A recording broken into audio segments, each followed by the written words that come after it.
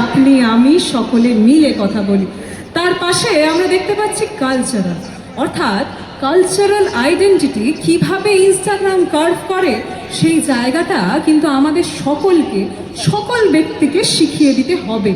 এবং যখন বাংলার কথা আমরা বলছি, আমাদের কালচার কত সুন্দরভাবে প্রত্যেকটা বাঙালি যে তুলে ধরতে জানে, সেটা কোন প্ল্যাটফর্মের মারফত আপনার তুলে ধরবেন, সেই প্ল্যাটফর্মটা কিন্তু আবারও ইনস্টাগ্রাম।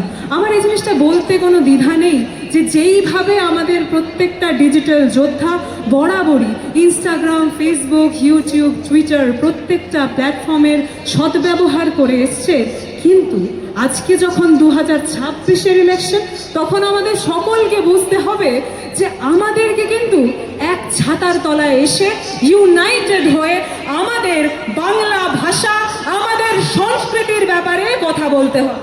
Next slide please. আমি বললাম প্রায় 3,25,00,000 ইউজার, কিন্তু ইনস্টাগ্রাম যে সোশ্যাল মিডিয়া প্ল্যাটফর্ম, তার সাথে অন্যান্য প্ল্যাটফর্মের মৌলিক পার্থক্য কোথায় জানেন? মৌলিক পার্থক্য এখানেই যে ইনস্টাগ্রামের যে ডিজিটাল স্পেস, সেইখানে আমরা তরুণ প্রজন্মকে খুঁজে পাই। তরুণ প্রজন্ম ইনস্টাগ্রামকে তার প্রাইমারি ডিজিটাল স্পেস হিসেবে আজকে ব্যবহার করছে। তরুণ প্রজন্ম মানে কি? তরুণ প্রজন্ম মানে ফার্স্ট টাইম ভোটার্স, অর্থাৎ যারা প্রথমবার ভোট দেবে। তাই তাদেরকে ঠিক পথে পরিচালনা করা, তাদের মনে জায়গা করে নেওয়া আর তাদের ভোট অর্জন করা কিন্তু যে কোনো দলের জন্য অত্যন্ত গুরুত্বপূর্ণ। 18 থেকে 35 যে এজ গ্রুপ, এই এজ গ্রুপের মধ্যে ছাত্রছাত্রীরা আছে, ওয়ার্কিং প্রফেশনালস আছে, ফ্যামিলি ম্যান আছে, কিন্তু তার মধ্যে যারা অত্যন্ত গুরুত্বপূর্ণ সেই ফার্স্ট টাইম ভোটার্সদের কিন্তু আমাদের টার্গেট করতে হবে। মনে রাখতে হবে যে যারা তরুণ প্রজন্ম, তাদের কিন্তু আবার একটা ছোট্ট প্রবলেম আছে। সেই প্রবলেম হচ্ছে যে তাদের অ্যাটেনশন স্প্যান, অর্থাৎ তাদের মনোযোগ সহকারে কিছু শোনার বা দেখার যে সময় সীমা, সেইটা খুব সংক্ষিপ্ত। আমি একটা 10 মিনিটের ভিডিও বানিয়ে নিলাম, মারাত্মক রিসার্চ করে সব ডেটা ওর মধ্যে দিয়ে দিলাম, সেই ভিডিও কিন্তু সে দেখবে না। দেখবে কি? সে দেখবে যদি আমি সেই ভিডিও থেকে তার নির্যাস বা সামারিটা বের করে একেবারে সংক্ষিপ্তে শর্ট ভার্সন বানিয়ে 30 থেকে 45 সেকেন্ডের মতো একটা কন্টেন্ট বানিয়ে আমি ইনস্টাগ্রামে দিই। মনে রাখতে হবে যে এই শর্ট অ্যাটেনশন স্প্যানের জন্য কিন্তু ফাট ফাট ফাট ফাট ফাট ফাট করে আমরা রিল পর পর পর পর দেখতে থাকি। যেটা পছন্দ হয় না সেটা তাড়াতাড়ি সোয়াইপ আপ করে দিই।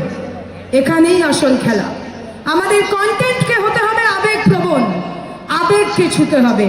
প্রথম 5 সেকেন্ডের মধ্যে আমরা এই তরুণ প্রজন্মের আবেগকে যদি ছুতে পারি, তাহলে ইনস্টাগ্রামে কিন্তু আমরা নিজেদের শক্ত ঘাঁটি বানিয়ে নিতে পারবো। Last but not the list,